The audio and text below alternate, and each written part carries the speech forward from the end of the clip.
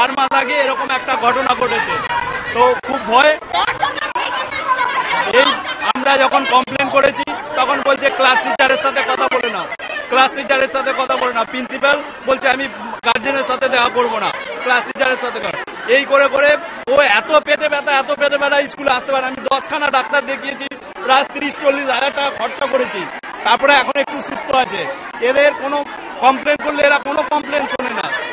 বাথরুমে আটকে রেখেছিল, আমার মেয়ে ক্লাস 2 এ পড়ে, 6 বছর বয়স ওর। ও বাথরুমে দরজা খুলে টয়লেট করেছিল, উঁচু ক্লাসের 7-8 এর মেয়েরা ওকে দরজা বন্ধ করে মেরেছে ভেতরে।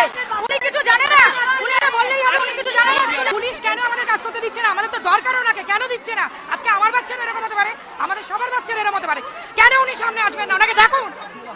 পুলিশ এরকম ভাবে দাঁড়িয়ে থেকে আমাদের অসুবিধা হচ্ছে না? বলুন তো, বাচ্চাদের দিনের পর দিন টর্চার হয়ে যাচ্ছে, দিনের পর দিন।